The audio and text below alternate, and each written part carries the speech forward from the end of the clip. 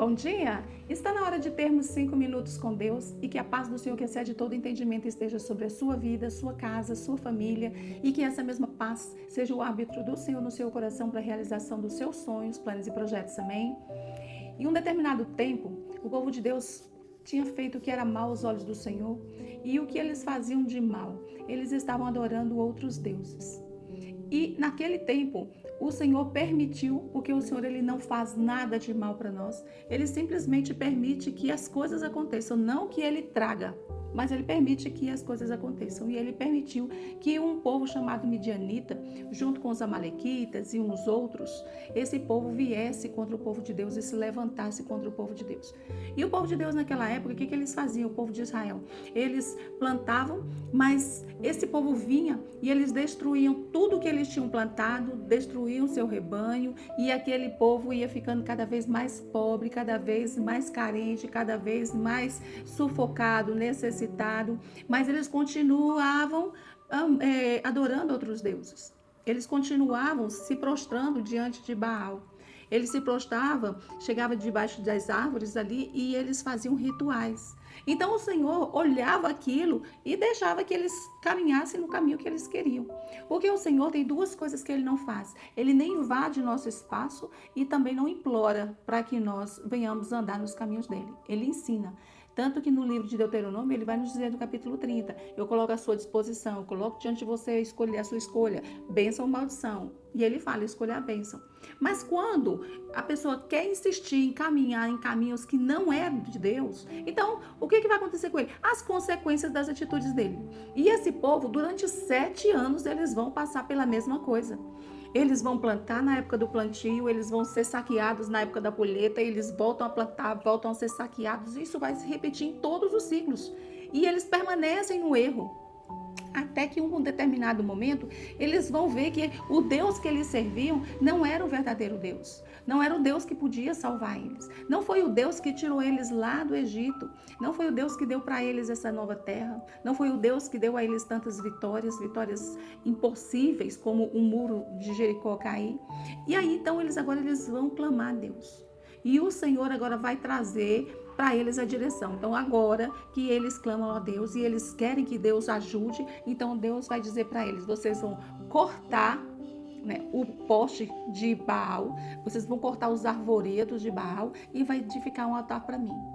Isso que o Senhor falou com eles e eles fizeram e foram vitoriosos, é a mesma coisa que o Senhor fala comigo e fala contigo. É a mesma orientação que ele nos dá. O Senhor ele não vai competir com os nossos deuses, seja lá qual for. Seja um Deus de madeira, um Deus de gesso, um Deus de pedra, um Deus de ferro, ele não vai competir. Não seja com o Deus dinheiro, com o Deus poder, com o Deus arrogância, com o Deus soberba, com o Deus capacidade, porque muitas pessoas são capazes de muitas coisas e acham que isso aí se torna seu Deus, que seja a sua capacidade de falar, ou que seja as influências que tem. Deus não vai competir com esses deuses. O Senhor ele não faz isso porque ele não divide a glória dele com ninguém. Por isso ele fala com cada um de nós que nós devemos buscar a ele e a sua justiça para que as coisas venham. Normalmente o que se faz? Se buscam as coisas e se der, procura por Deus. Na hora que as coisas estão ruins, lembra de Deus, mas quando ficam boas, corre de Deus, esquece. E o Senhor ele não opera dessa forma. Ele não dá a glória dele a ninguém. E o Senhor, ele te alerta hoje. Não queira fazer como tantos homens na palavra de Deus que por sua arrogância perderam sua posição. Pelo dinheiro, perderam vida.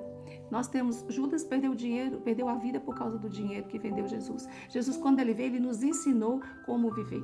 Não adianta nós nos posicionarmos, colocar a nossa vida no tripé do poder que a terra nos dá, que o estudo nos dá, que o emprego nos dá, porque isso tudo é vulnerável. Hoje pode se estar muito bem, amanhã pode não estar em lugar nenhum.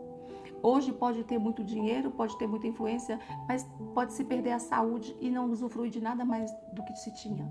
O Senhor, ele veio para nos dar vida e vida e abundância, mas nós precisamos entender que todas essas coisas precisam ser cortadas, essas coisas precisam ser jogadas abaixo.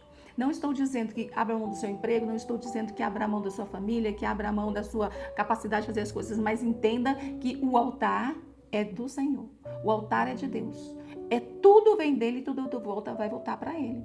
Toda a capacitação, todo o poder, toda a influência, tudo que nós conseguimos nesse lugar é porque ele nos deu, ele nos permitiu. Quando ele fez aquele boneco, que ele fez a imagem e semelhança dele, parecia, mas não significava nada, até que ele soprou o fôlego de vida.